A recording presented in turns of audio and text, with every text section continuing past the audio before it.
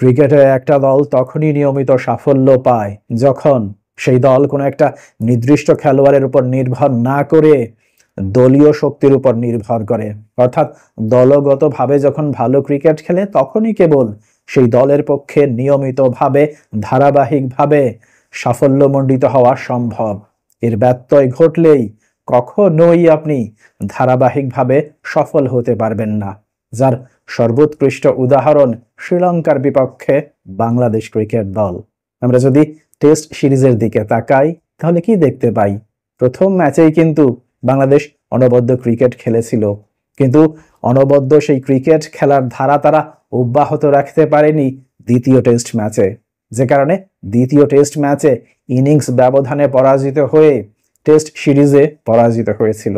পরবর্তীতে আমরা যদি ওয়ানডে সিরিজের দিকে তাকাই তাহলে কি দেখতে পাই? সেখানেও কিন্তু দলগতভাবে আমাদের ক্রিকেট দল সেই অর্থে ভালো ক্রিকেট খেলতে পারেনি, যে কারণে দ্বিতীয় ম্যাচে বিজয়ী হওয়ার পরেও শেষ পর্যন্ত তৃতীয় ম্যাচে বিধ্বস্ত হয়েছিল। ফলশ্রুতিতে ওয়ানডে সিরিজেও বাংলাদেশ পরাজিত হয়েছিল। এরপর আপনি যদি টি-20 সিরিজের দিকে তাকান, এখানেই কিন্তু ভিন্ন একটা চিত্র দেখতে পাবেন। অর্থাৎ দলগত পারফরমেন্সের যে কথা বলছি, সেই দলগত পারফরমেন্স খুব ভালোভাবেই বাংলাদেশ করে টি-20 সিরিজে, যে কারণে শেষ পর্যন্ত প্রথমবারের মতো শ্রীলঙ্কাকে শ্রীলঙ্কার মাটিতে টি-20 সিরিজে পরাজিত করতে সক্ষম হয় বাংলাদেশ ক্রিকেট দল।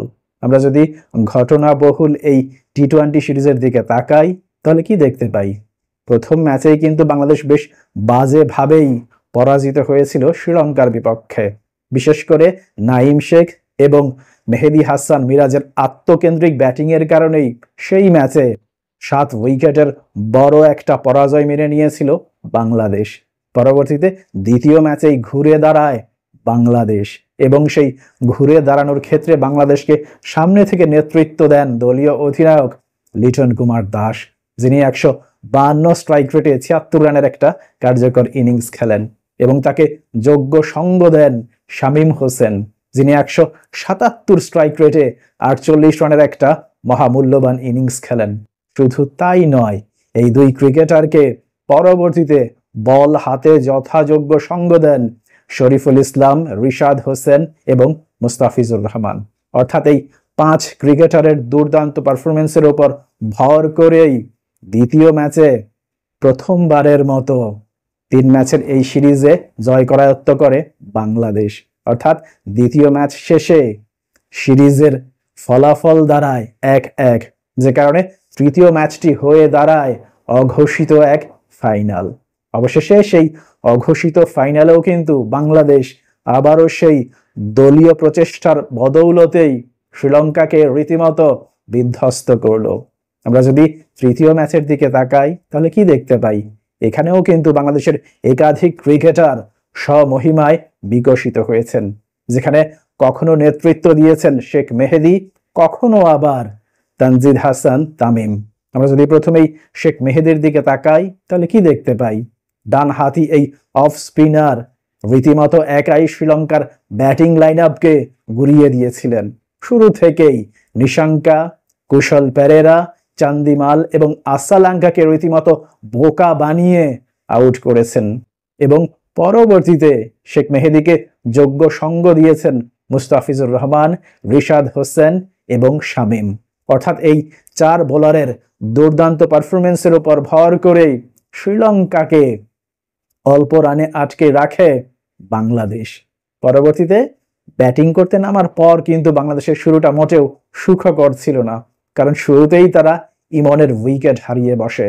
কিন্তু ওই যে বললাম, দলগত প্রচেষ্টা যদি অব্যাহত থাকে, অর্থাৎ দলীয়ভাবে যদি ভালো ক্রিকেট খেলা যায়, তাহলে যে কোনো অসাধ্যই সাধন করা যায়, এবং এক্ষেত্রে বাংলাদেশকে পথ দেখান তানজিদ হাসান তামিম, যিনি 155 স্ট্রাইক রেটে 47 বল মোকাবেলা করে 73 রানের একটা দুর্দান্ত ইনিংস খেলে শেষ পর্যন্ত অপরাজিত থাকেন।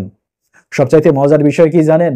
আজকে তানজিদ হাসান তামিম যেভাবে দুর্দান্ত ব্যাটিং করলেন, তাতে করে তানজিদ হাসান তামিমের ব্যাটিং দেখার পর মনে হয় পৃথিবীর সবচাইতে সহজতম কাজ হচ্ছে ছক্কা হাঁকানো।